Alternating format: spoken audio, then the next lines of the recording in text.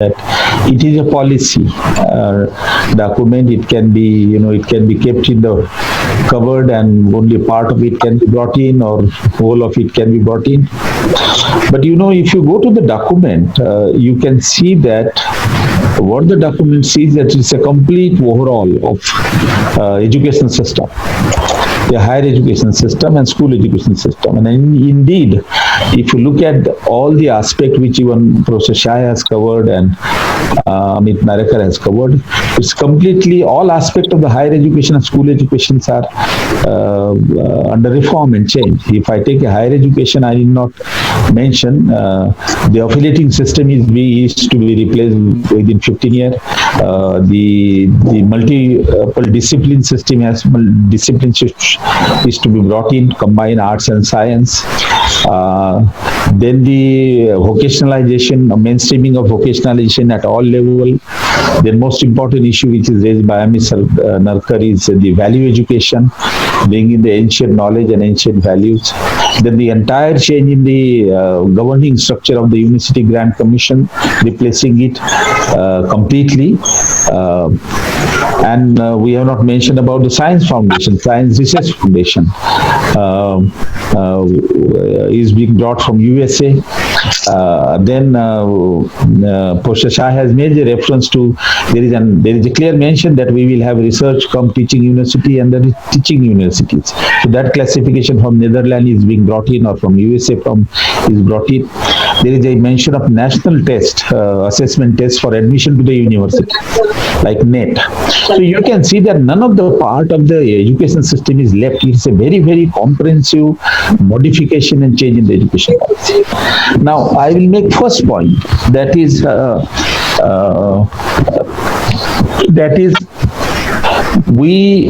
first policy was 1968. We set up a commission as soon as we got independence in 1948, Radhakrishna Commission, very comprehensive commission, and UGC was set up on the recommendation of the Radhakrishna Commission. Between 1948 to 1968, Radhakrishna Commission was the basis for the policy formulation. Huge, complete insight was developed into higher education system. Then it was realized later on, after 17 years, that Radhakrishna Commission deals with higher education. We have much less about secondary and school education. We had one commission in 50 to 53, but we decided to have a Kothari Commission, which will take the entire review of higher and school system.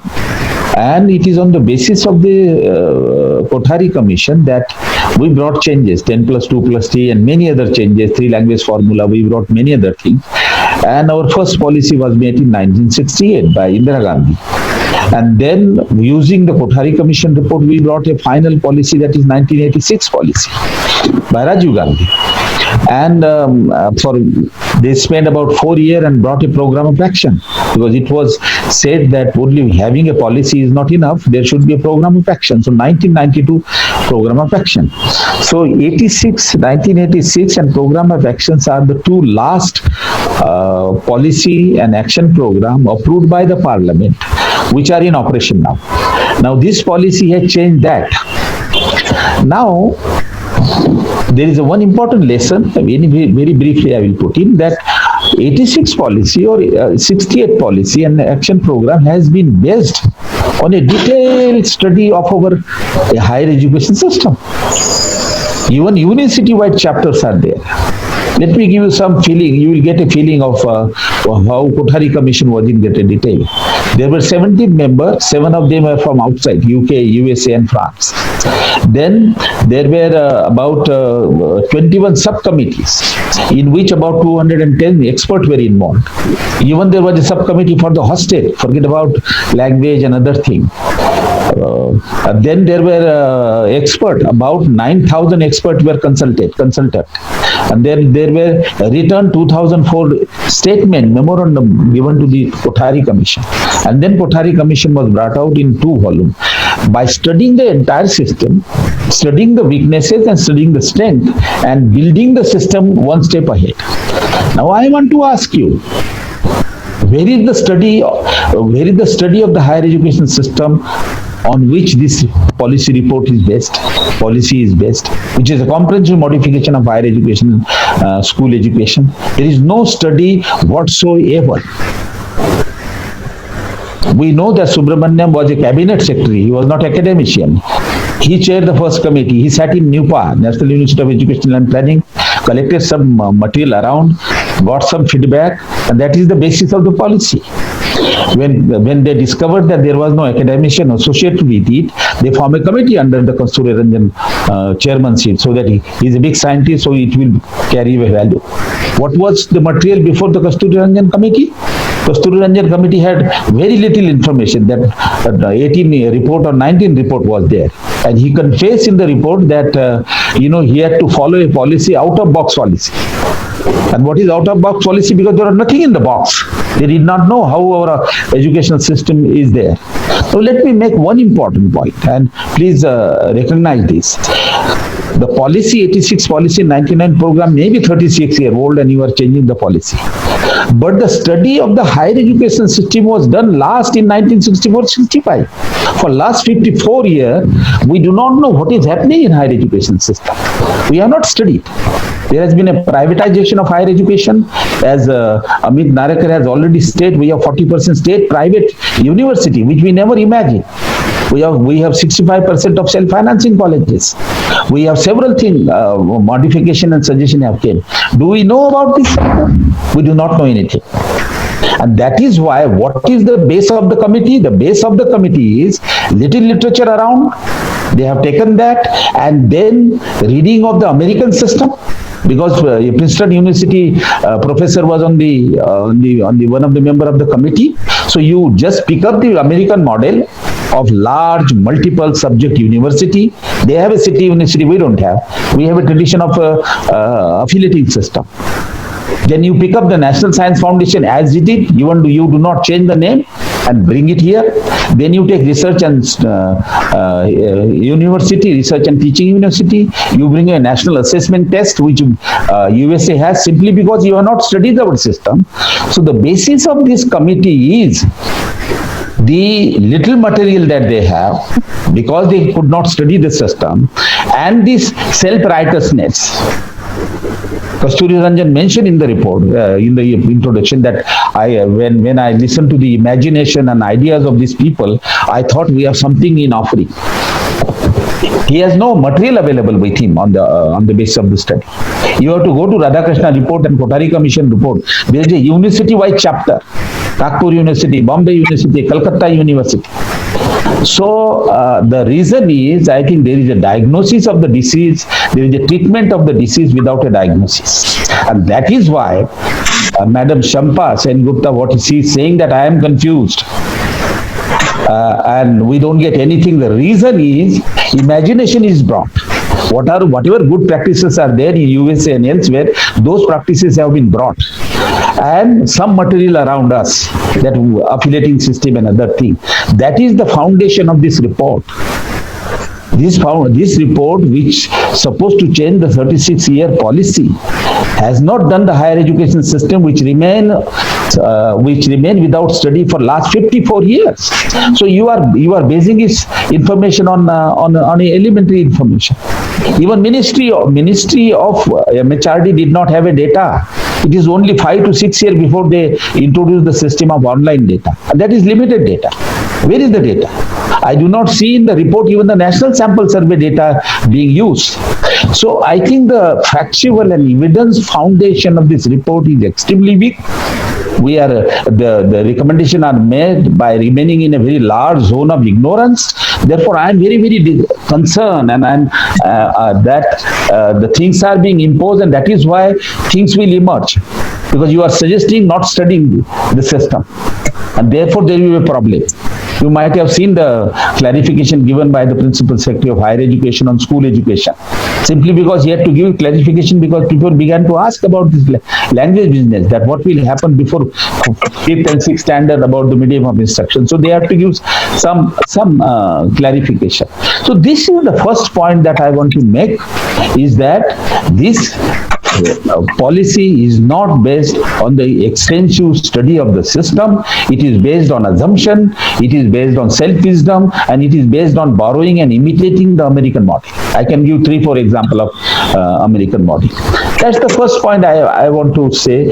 I would not like to go into greater detail because three of the speakers have very competently brought it up. I think Professor Shah has expressed his concern about the affiliating system.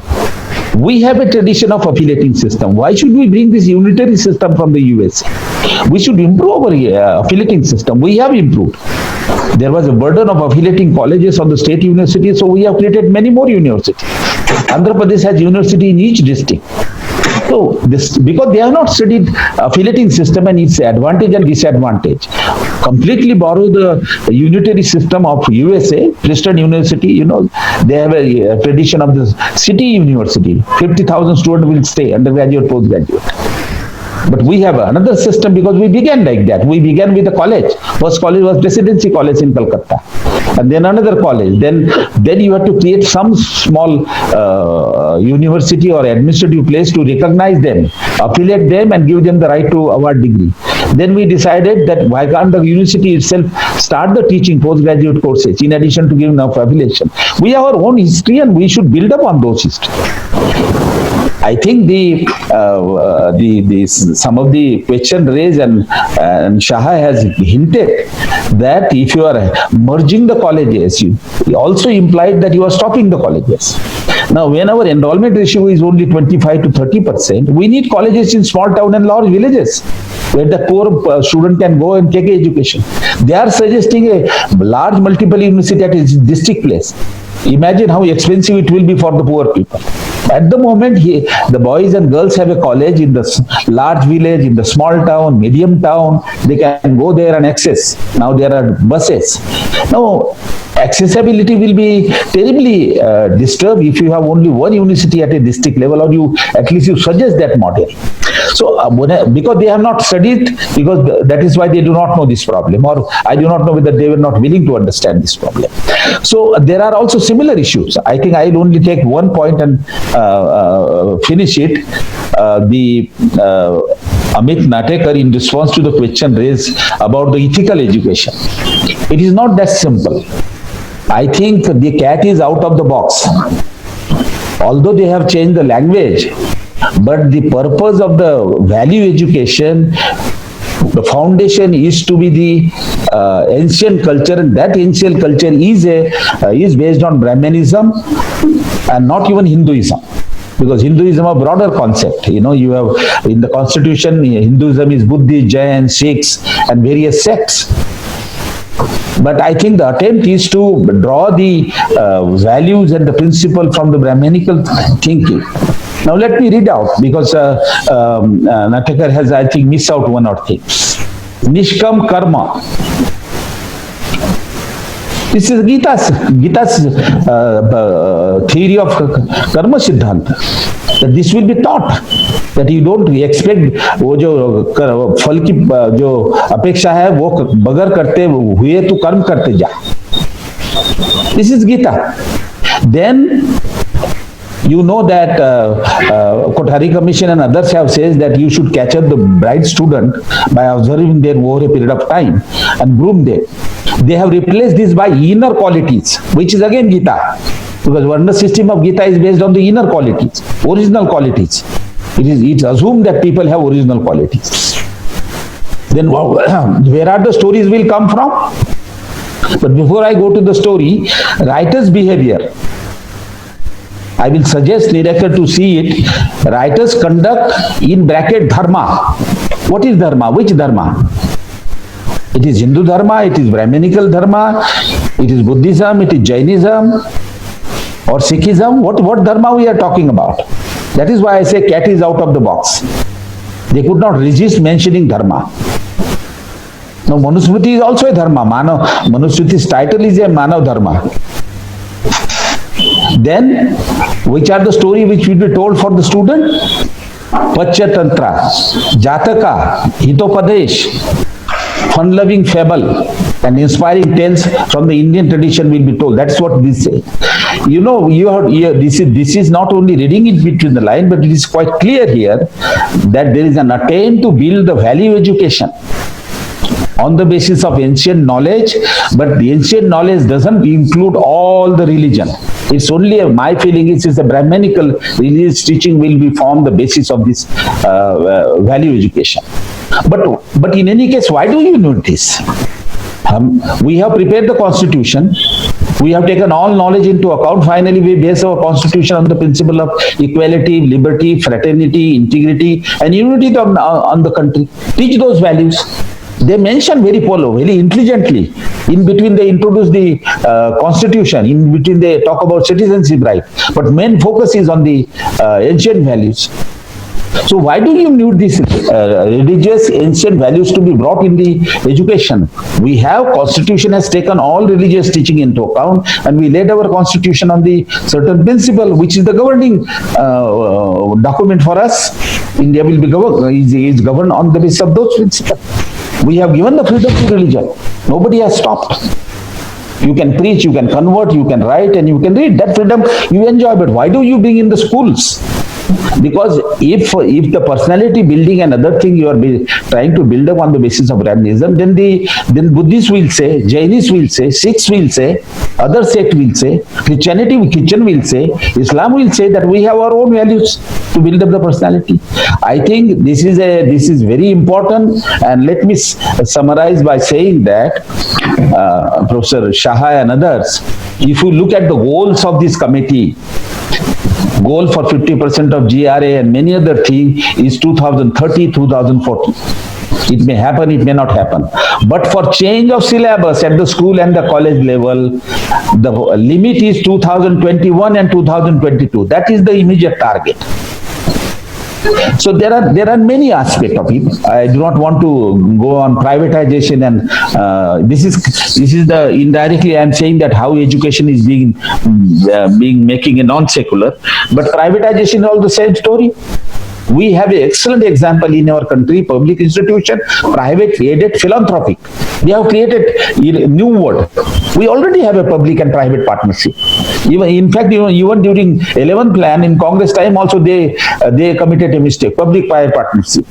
We will build up public-private partnership. We already have a public-private partnership, government-aided, philanthropic. But now we introduce self-financing. And as it has been rightly pointed out by Nikhil the percentage of the student going to the self-financing institute in the school and the colleges is amazingly increased.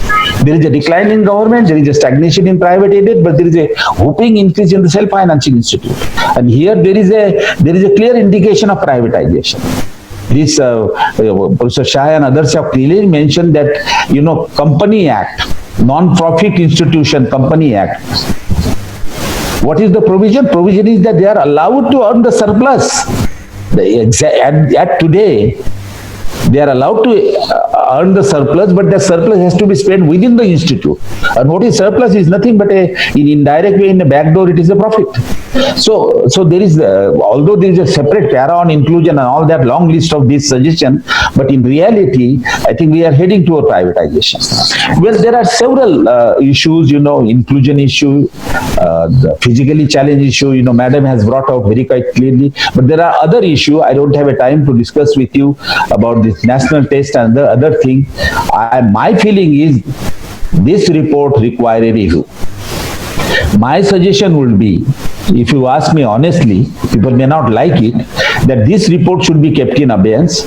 This government, they have an opportunity to set up a committee to study the higher education and school education system, which has not been studied for the last 44 years. Based on that study, then make a policy. Otherwise, it will, on several issues, it will backfire, because education varies very significantly from state to state. So the policy, if this present government want to make a policy and make an initiative, that is good. But it has to study the higher education system. It should spend 1.5 years, formulate a strong committee. In fact, when my term was over, the Ministry of HRD had set up a committee under the chairmanship of one of the science professors to study the whole system and then develop a policy. The education plan was called, the 11th plan was called education plan when I was the chairman. the budget increased from 4,000 to 47,000 crore. That was also based on the 8th study which I had started. That 8th study formed the base for Dr. Manmohan Singh to develop an education policy, to charge 2% surcharge, and then expand the education, 30 central universities, and several other things. I think I will end by saying that we need to study the system and then go ahead with the policies. Nobody object to that. Government has a right to bring a policy, but it should be evidence-based, it should be transparent, and people should know. Now, at the moment, we have brought this 4-year degree. You take a diploma, you take a certificate. No justification is given. We have also reclassified the school education. No justification is given. We have to just listen because these are clever people. That's all. We go by their wisdom.